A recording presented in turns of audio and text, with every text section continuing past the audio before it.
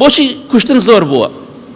ئەمە کارەساتە بەخوا مرۆڤ دایک و باوکی خۆی بکوژێ، مناڵی خۆی بکوژێ، خوشک و برای خۆی بکوژێ، دراوسێ و مامە و خاڵۆ و زاوا و خەزوری خۆی بکوژێ.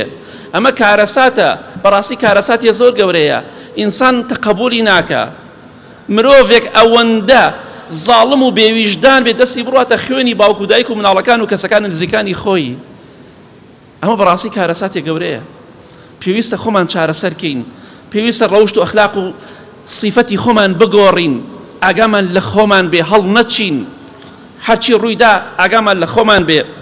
چونکە یەکێتر لە هۆکارەکان ئەوەیە بەداخەوە ئەم شتانە کە زۆر بووە، ئەوەی کە بکوژن ئیعدام ناکرێ. ئەو ئیشی دەسەڵاتدارەکانە، ئیشی حاکم و دەسەڵاتدارەکانە، دەسەڵاتدارەکانی وڵات ئەوەی کە خەڵکی دەکوژێ ئەگەر کە سوکاری کوژرا و عەفوی ناکەن دەبێ بکوژرێتەوە، دەبێ ئیعدام بکرێ، لە سێدارە بدرێ. بەڵام ئێستا ئەوە نەماوە.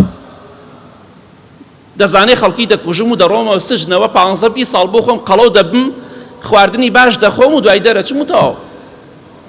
عقوبە کە نەبوو خەتەرە، ترسناکە. ئەبێ بزانین یەکێ لە هۆکارەکان ئەوەیە بکوژەکان کاتێکە سجن دەکرێن بۆ خۆیان لە سجنا قەڵەو دەکرێن. من بزانم خەڵکی بکوژن دەمکوژنەوە خەڵ ناکوژم. خوای گەورە دەفەرمێ وەلەکم فی القیصاص حەیات یا ئولی الئەلباب.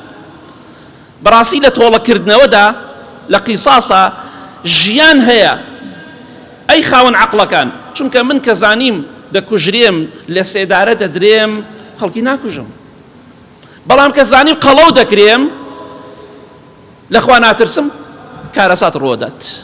بۆیە بەداخەوەی کە لە هۆکارەکان ئاوەیە کە ناترسێ لەوەی کە تیا بچێت.